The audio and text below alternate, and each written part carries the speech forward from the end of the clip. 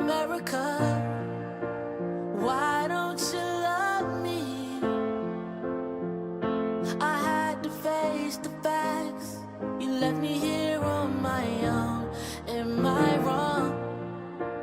Why don't you love me? Is it because the color of my skin is different from yours? Sounds good. So again, it's Amanda with UnHinged Magazine, and I'm here with Jonathon Eley today. Some may know him as Ryan Lewis's 2014 pick for Next Producer. Yeah, at the Buffalo Beat Battle, featured by MTV, Grammy Awards, and Rolling Stone. But his fans know him as a musical genius and social advocate. So Eley is geared up to release his third studio album. It's titled America 25, and it's following the continuity of his other albums by pushing the envelope when it comes to calling out injustice. So using his diverse skill set, writing, production, and vocals, Eley has created a collection of songs that could very well change the music industry and the way we talk about social injustice. So Jonathon, some listeners may find this album forward and abrasive with your brutal honesty and in-your-face truths. But more specifically, what sort of injustices do you address throughout your whole track list? Well, I think police brutality is a big one. I think even on track number 3 on Fear, I think it kind of brings you into what America 25 is about. And to be honest, I had to sit down a lot. America 25 could have very well easily been a much darker album. But I also understand, after doing a dark album like Tomorrow They'll Care, it doesn't have to be so dark to get my point across. But I think the main thing I wanted to accomplish with this album is, alongside like my personal stories, I think awareness is such a big point in, creating change and starting a conversation. So I just, mainly wanted to bring people into my world of what it's like to be, a young Black entertainer in America. Like it's not easy.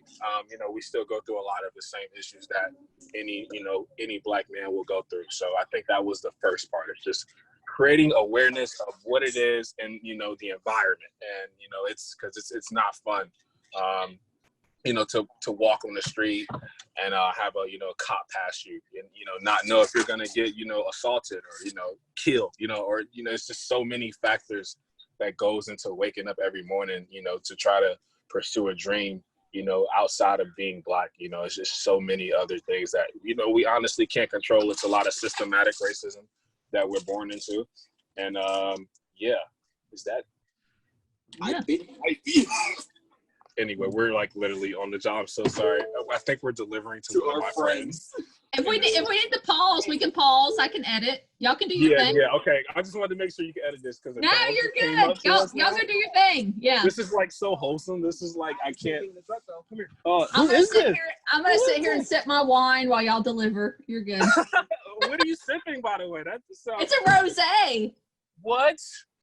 It's bougie. I'm sorry. No, honestly, I'm like such a big like wine. See, we have to hang out because you're cool. Like the wine, that's awesome. Like that is really cool. All right, back to the interview though. So just awareness, I think, was the main thing. Like I said, I didn't want to sound like I hate to say, I didn't want to sound like an angry Black man. No.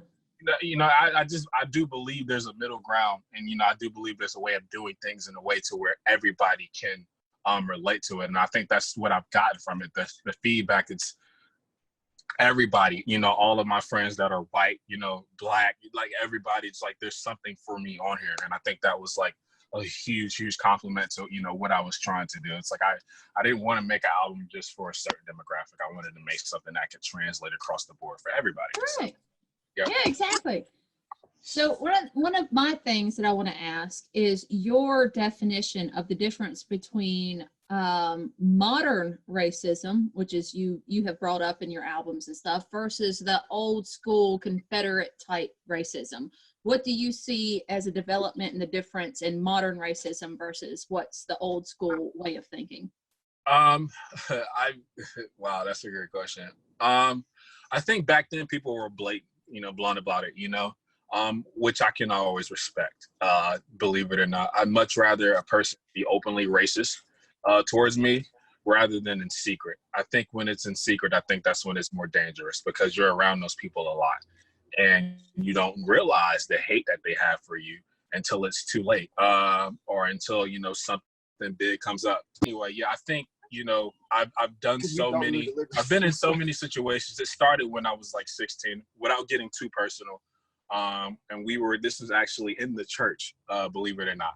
So to experience racism in that, you know, arena, and just like, you know, for people that are so-called call themselves, you know, Christians, you know, they love, you know, it doesn't matter. And I think even living in the South, you know, I was exposed to it even more. But I think that's the difference. I think back then they were very, very open about it. I think now, you know, people are racist. They are like, you know, they're very, very quiet about it. And, you know, they're trying to pretend that they're good, but they're secretly judging. Yeah, exactly. Like, I would rather you stab me in the front than the back. So exactly. 1921. Exactly. Yep. And that's like, we just delivered to them. Are you home? Wait. Dude, we're outside. I want to put this in an interview. Oh my God, this is amazing.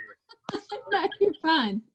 Where did they move? They just recently moved. That's not us, but wow, this is. No, you're fine. We can edit this out. It's perfectly fine.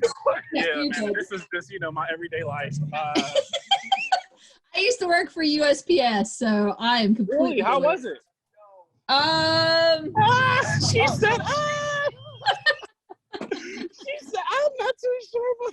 I have delivered to the trailer parks of the worst redneck county ever. It was scary. Really? It was so scary. Wow, that is amazing. I've definitely like delivered to some trailer parks. I just want you to meet. This is my friend. I'm on an interview for my album. This is CC. She's like CC. Oh my God, I love to read. I couldn't hear you. I'm sorry. I said I love your sleeve. It's gorgeous. Oh yeah, it goes all the way up. Yeah, thank you. Yeah. Hold up, I haven't seen this guy right here. This is also an artist. He does music. He just graduated. You graduated? What did you graduate with? Art history. Art history. Oh my God, I would have been asleep. I'm sorry. This is crazy that we just delivered to y'all. Wow. So we're coming back in. Yeah. Yeah. Where's Trey? Oh, Trey's in the car. Word stop. So yeah, so we'll bring the bottles and yeah, we'll celebrate. I'm like, all right, cool. I'm gonna go back to the interview. See you later. No, you're fine. You're fine. Oh my God, I didn't know they moved it. All right. Yeah, Amanda. So this is literally how spontaneous this job can be at times. So, all right.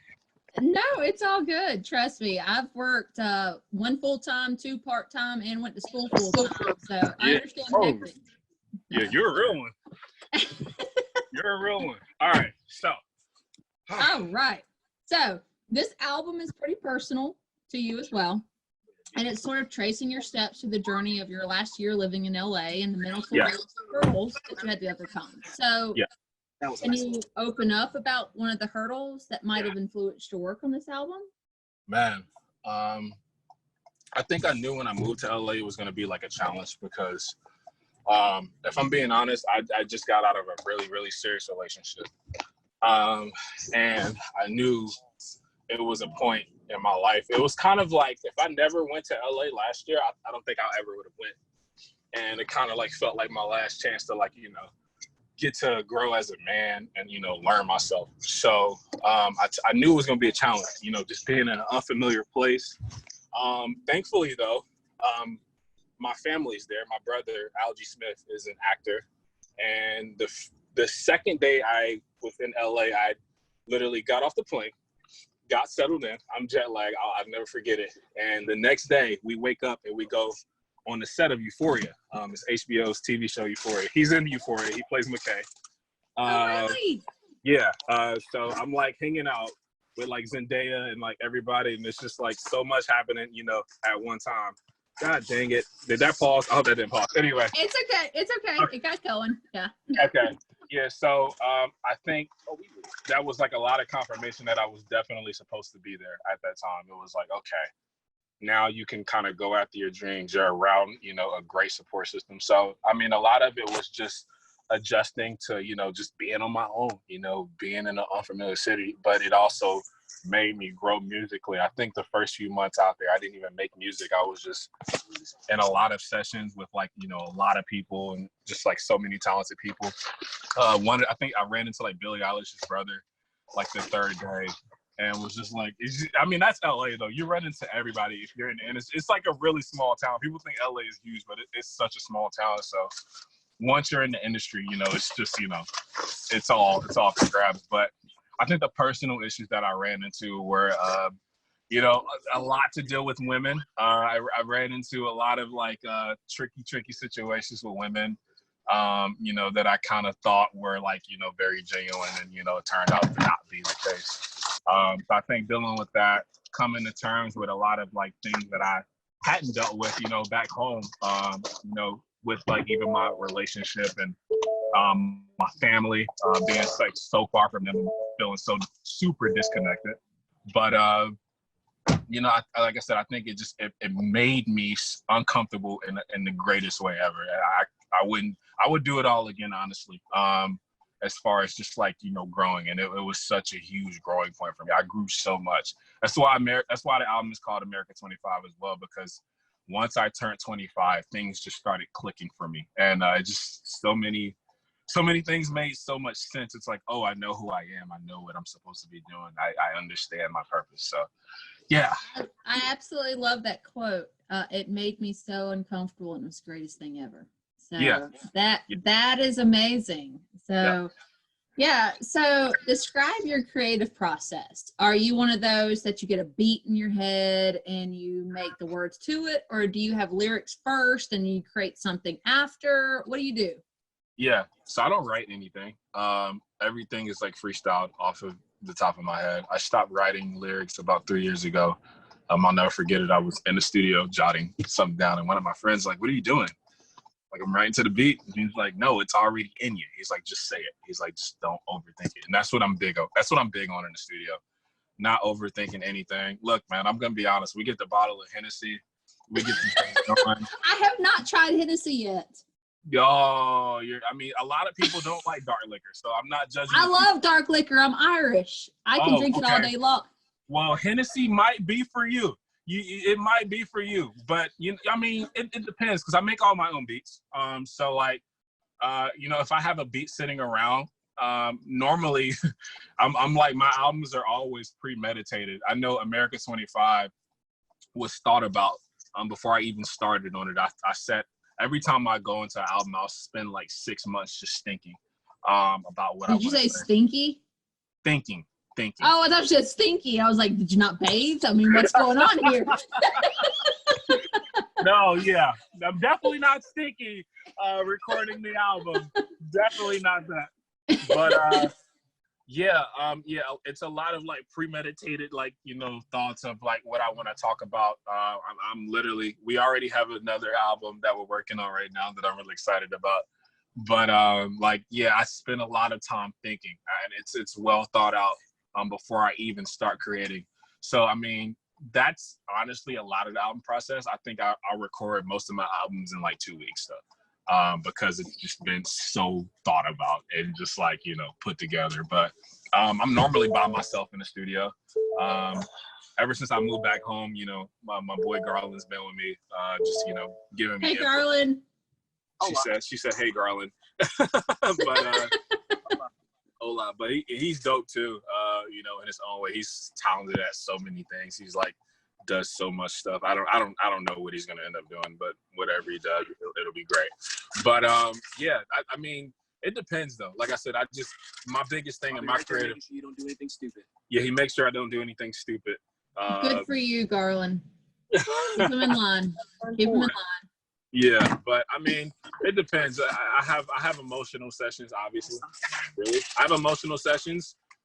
You know, and then like I said, we have the fun sessions. But I mean, I try to make sure my creative process is always a open vibe. There's, you know, I don't believe in any bad ideas. I don't think no idea is a bad idea.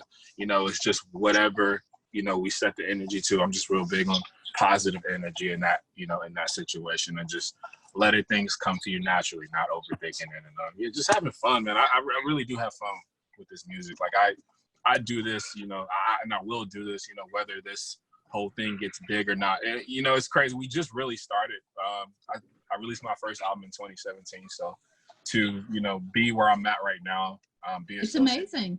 Yeah, and I know it's only going to grow. I get a lot of people when they hear the music, you know, to ask me, why is this not, you know, bigger? And I'm like, I don't know.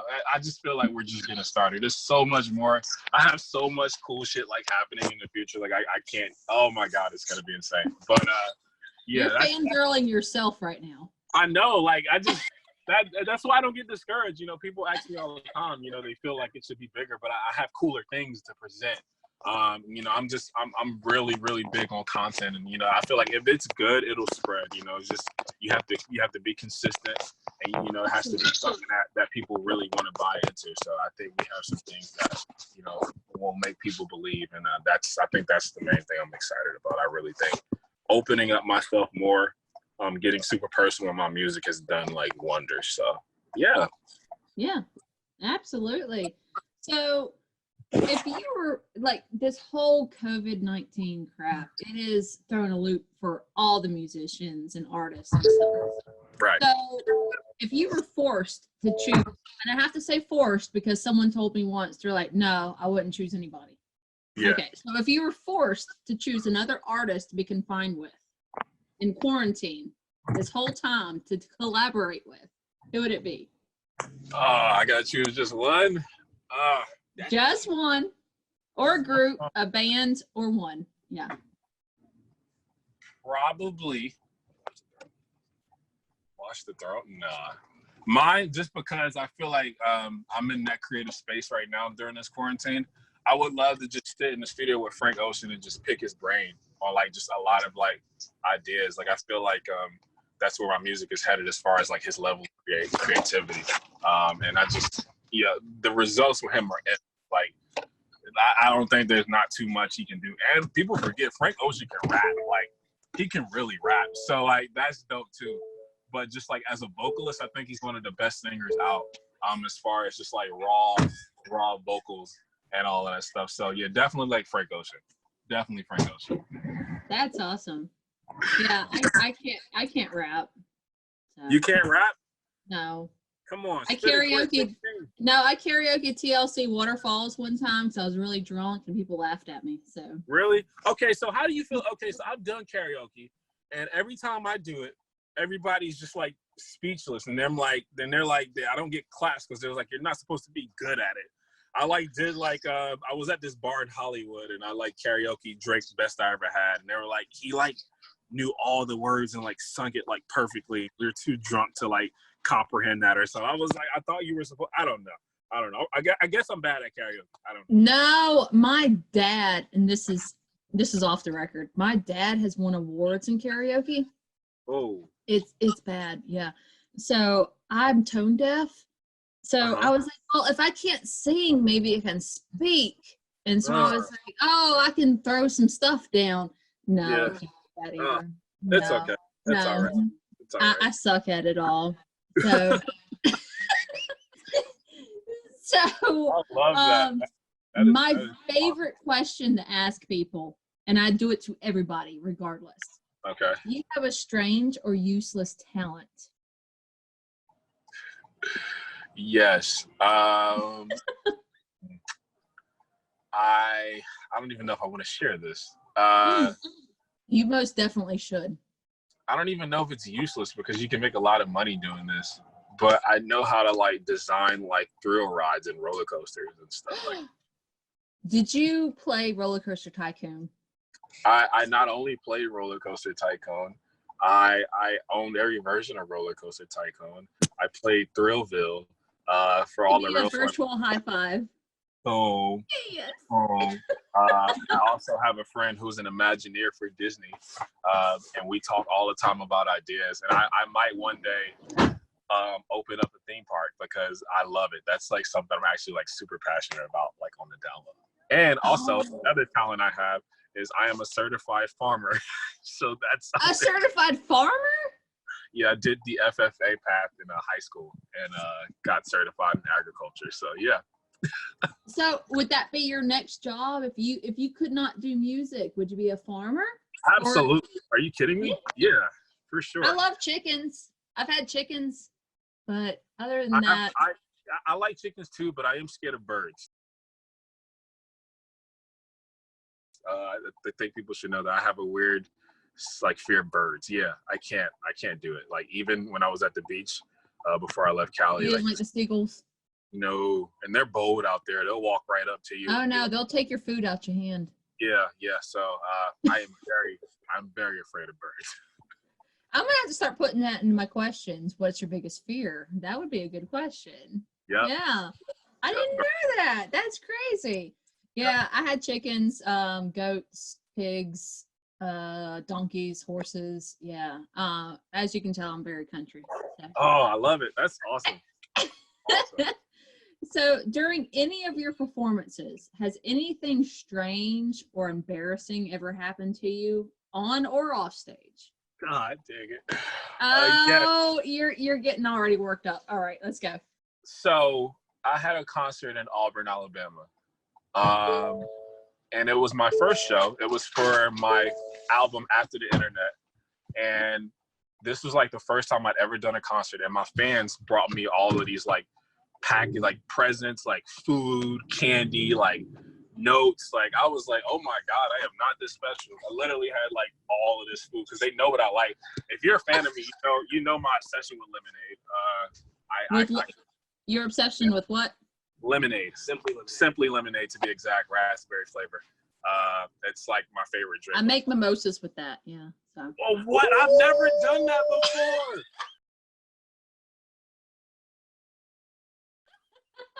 I'm doing Sunday. Get you some of that cheap Andre Brut champagne. It's like $6 a bottle. Pour. Yeah. Oh, you just okay? Yep, we're probably going to be doing that this weekend. That's a great idea. That's an amazing idea. But anyway, so a fan had bought me a bottle of tequila backstage, and I've always heard a lot of my friends. Did Garland just say hooch juice? Yeah. I said cheese. She said cheese. Oh, I thought he said hooch juice. I was like, okay. So that sounds like something familiar. Anyway, so they gave me a shot of tequila before I went on stage, and it was like, it'll loosen you up, and which it did. It definitely loosened me up. So on my stage design for my first concert, it was like almost like a runway, and where it like ran out into the crowd so they could kind of like be closer to me. So in the middle, I'm talking about the show. In the middle of the stage, there's this big hole where this like little smoke fire thing like came up and like it like lit up. It looked really cool. But in sound check, they're like, okay, Jonathan, now when the lights are out and the show is going, it's gonna be really dark. So this hole might seem bigger, in the dark than it is right now. So just watch your step. I'm like, oh, great. So I get on stage, it's the first song. And I'm performing a song. The energy was crazy. Like, it was insane, honestly. This might have been like one of like the most lit songs I've ever performed. And I'm like coming out of like my last verse, and I'm in it. The energy's high. Everybody's like, oh my God, blah, blah, blah. And I start jumping up and down, and I fall and bust my ass backwards. And I sit on the floor for about a good 10 seconds before I get up. And I remember just not believing that had just happened to me, but it did. And that was very embarrassing. Everybody's like, what the like nobody helped me up. So I think that kind of helped you up. Nobody helped me up. They just sat there. I think everybody was in shock. Like, did he really just fall? Like, did that just happen? But it did. It happened. And it was great. We didn't even talk about it. It was fine. It's all on YouTube. You can find it. We have the whole set live where you can find it, me busting my ass on stage. But yeah, good times. Good times. Awesome. So, with how in your face your music is, and it provokes things that some people don't necessarily agree with. Have you ever had any barriers in the professional end of things, like people not wanting to book you or necessarily want you to? Yeah, I see you nodding. All right, well, come on, let's go. I don't even think my music is provocative in like a negative way, but I think with being a rapper comes a lot of like negative stereotypes. For instance, I mean the show in Auburn, because it was right there on the university, like by the college. I know there was like a heavy police presence because things, you know, they didn't want things to get out of control. We got turned down by so many venues in that town just alone off of just who I was and you know, just being a rapper and being Black in Alabama. So, you know, I definitely go through that a lot. But I think the cool thing about my music is I am in a lot of situations where I am a minority and I'll be around, you know, people that are not my color. And, you know, once they listen to the music and they listen to the message, it's always like a very, very positive, you know, like, oh, I didn't know rap could be that way. I didn't know, you know, you could, you know, deliver a message like that through this style of genre. So, you know, I embrace it. I embrace being in those situations where, you know, the odds are kind of against me. I think that's what my whole career has been about. You know, I mean, even from the start, you know, I didn't have any help. You know, my dad, you know, sat me down and, you know, taught me everything I know as far as this music stuff. But, you know, I never had any cosigns. I didn't have, you know, a big label behind me. So it's all independent. So we've been going against the odds since day one, and you know, just kind of knocking every barrier down, you know, day by day. You know, release by release, this thing gets bigger and bigger. So, you know, I'm always excited to just kind of like flip the script and just do something different every time. So, yeah. I love it. I love it. And I have absolutely enjoyed everything I've heard from you. So we'll close out with the floor is yours. So what are you working on? What are your future plans? Where are you going from here? Go ahead. But you have to tug the goatee while you talk here. Oh, okay. You know what's going on, baby. You know what I'm saying? Exactly. You know what I'm talking about. So what's going on with you? What are you going to do? I'm working on my new project. My next adventure. Shit, I mean, Garland, how much should I tell him right now, man? Just I guess you could just say we're going on a creating trip soon. We're going on a creating trip. I'm working on the entire project in Nashville. In Nashville? Yeah. Oh, okay. Yeah. So just a different scene, just a different vibe. That's completely, yeah. So I'm like very excited. It's super different. We're working on my next concert. It was supposed to be next month. It's my biggest show, like 600 people. We went from doing 40 people in 2017 to like 600 people now. So like that's cool. Yeah, next year, hopefully with COVID, if COVID dies down, we'll be on tour next year. That was the plan all along. And yeah, I think just, you know, doing like a bunch of rebranding stuff right now with this new music. The first single from my next project comes out in July. I guess I can tell people it's called DeLorean Glory, and I'm super excited about it. It's an alternative album. It's not a rap album. It's an alternative music. So I'm like, nice. Yeah, I'm super excited about it. And yeah, we're working on so much. I have like these Rex Orange County covers coming out that I'm like super pumped about. And yeah, I don't know. We're trying to stay busy, you know, amongst the quarantine. But I'm really, really excited about like we're going in a totally new direction. And just to clear up, like a lot of my fans were listening to the album, and I did say that America 25 was my last rap album, which is kinda true. I think rap will always be a part of me. I am like a student of the game first, so I wouldn't be here without it. But you know, I do think I'm also capable of so much more. And I think that's what kind of people will see us build on. This is music that I've really always wanted to do my entire life, and I think that's what's going to be coming up next. It's just like, it's me, you know. It's really me. It's original, and you know, I have a great team around me, and I'm super excited. We got some cool merch coming soon. I've never like had like merch, but I'm like starting my Merch, yeah. Yeah, so people are gonna like be able to buy like some cool merch from me soon. And yeah, things are coming together. Music videos will be out soon. Yeah, the whole nine. I think we're about to look like we're actually like legit, basically, is what I'm saying. So yeah, stay tuned. Stay tuned. Stay tuned. Yeah. Yep. So that's awesome. Thank you so much. Tell Garland thank you. Yeah, Garland. Hey, there. Garland, with your face mask on. Hey. When I walked in. COVID. Yeah. COVID. Yeah.